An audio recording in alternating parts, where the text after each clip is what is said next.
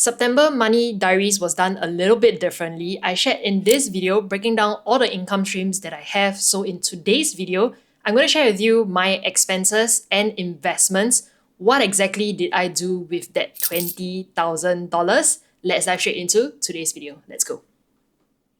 September expenses came up to a total of $8,303.23. Bulk of it actually went back into the business, buying equipment, subscriptions, content-related expense, etc. So I bought a new MacBook Pro covered in this vlog right over here. One of you left a comment saying, why didn't I wait for M4? The intention was to buy it before I flew to Korea, but as you can see my scene over here, I didn't make it for the trip because of an accident. $2,905.50. I bought the MacBook Pro at iStudio, and they allowed me to split that transaction into 3 so that I could optimize and earn all the points that I could with KrisPay. And I used the Citi Rewards, DBS Women's World Mastercard, and UOB KrisFlyer, earn a little under 14,000 miles and 1% cashback because I'm paying my credit card bills using HSBC Gyro. Relevant links to the method of doing that is up above and down in the description below. For those of you who are new to accumulating miles, if you want to sign up for KrisPay, you can use this referral code right over here to get some KrisFlyer miles. And it really helps because I earn additional miles on top of my credit card points as well, which would speed up the entire journey of accumulating miles for a business class flight. Content-related expenses was $3,512.23. This was Korea's expenses actually, but I'm going to have to recategorize it because I didn't make it for the trip. There wasn't any refund at all, so I cannot count it as a business expense. I bought a new microphone, $268.67, this wireless mic. Before buying this microphone, I was actually using the Rode video mic with that fluffy thing on top. The intention was to reduce the attention I'll be getting if I was filming outdoors in Korea. Subscriptions is $22.15. The Meta monthly verification, you see my Instagram with that blue tick, so you know it's me and it's not any scammer out there. I do not have any other accounts, nor do I have a community group on WhatsApp or Telegram. Neither do I sell courses. Excluding business expense, for my personal expenses, it came up to a total of $1,594.68. I'm going to group it into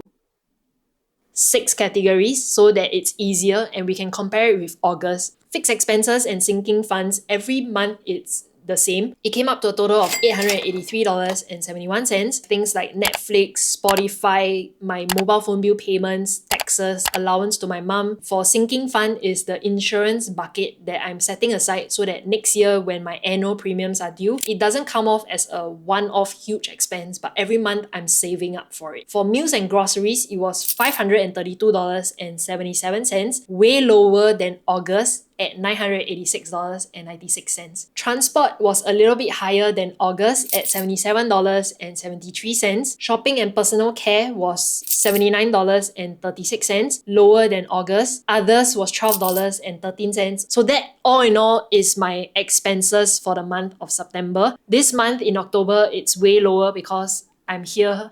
Most of the time, I'm on my bed. After filming this, I'm gonna rest as well. Look forward to October's Money Diaries because it's going a lot lower. Let's go into investments. What exactly have I invested in the month of September? Let's go.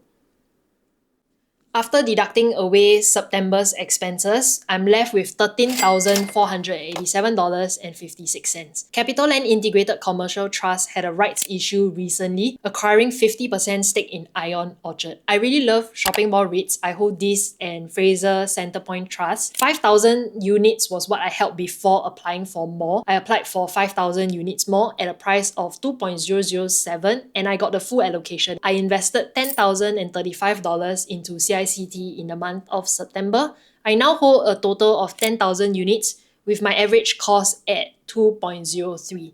I think this might just be the largest REIT that I hold right now in my Singapore stocks portfolio, which means that I do need to review and diversify or reallocate a little bit more. To any one of you who invests into Singapore stocks on Moomoo's platform, what happens when a scenario like this occurs is that Moomoo will email to inform you that a rights issue is going to happen. All I had to do is to reply whether do I want to participate and how many more extra units do I want and fund my account thereafter. Talking about Singapore stocks, most of you would know that I started out on Moomoo's platform platform last year, consolidated all my Singapore stock investment on their platform, grew to really like their platform after trying out a few others. I mean, as a finance content creator, you try out various platforms so that you know which one suits you best. And with a low-cost broker amongst the others, I really enjoy using Moomoo. Up until recent, any dividends that I received was redrawn back to my high-yield savings account. Until lately, my thoughts was that if I hold a long-term perspective and I want to grow this passive income a little bit more aggressively, I decided that I'm going to use all the dividends accumulated thus far and any subsequent dividends received, create a regular savings plan into QQQ, the Nasdaq 100 ETF. You might be wondering why I don't just withdraw and do it on other platforms. I prefer consolidating anything related to my Singapore stocks on one platform alone, and that has been Moomoo Singapore. A regular savings plan really helps to remove any emotions when it comes to investing. For all of you who do not know, I covered it in this video, that one mistake I had when it comes to investing consistently and staying invested into the market. So most of the time as human beings, when we see the prices go up really high, we always hesitate to make that purchase. But with a regular savings plan, it helps to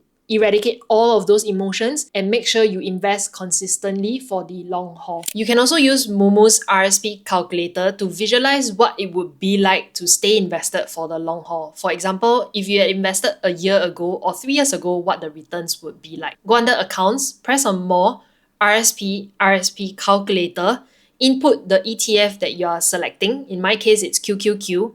Had I started 3 years ago with $50 a week, $200 a month, the entire portfolio would be up 38.76% by now. Since last year, having started my investment journey into the Singapore stocks, I've received a little over $2,000 in dividends. So I'm going to use all of that amount and regularly invest into QQQ. Create the regular savings plan by going under your account, press on More, RSP, and I selected my paying account to be my linked bank account, which is UOB. That way, everything is automated. It will deduct from my bank account, then convert my SGD to USD when the RSP happens.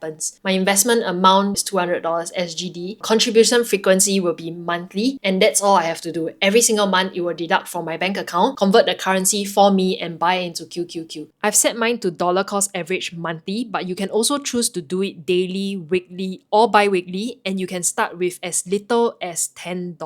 If you're keen to get started on Moomoo Singapore, sign up with my exclusive link and you receive a total of $1,034 as a new user. For a more detailed guide on how to get the full rewards, visit this article written by me on my website. So apart from CICT and also setting up this new investment, which is QQQ, CSPX, I've been regularly purchasing 800 USD, but now I'm going to increase that to USD $1,000, which is an equivalent of $1,284.60 in September. That, all in all, is how I've allocated that full $20,000 income I've made in September. If you have any questions, put it down in the comment section below, and if you want to direct message me, my Instagram DMs is always open. I hope you enjoyed today's video, today's money diaries, and I'll see you guys in my next one. Have a great week ahead. Bye bye.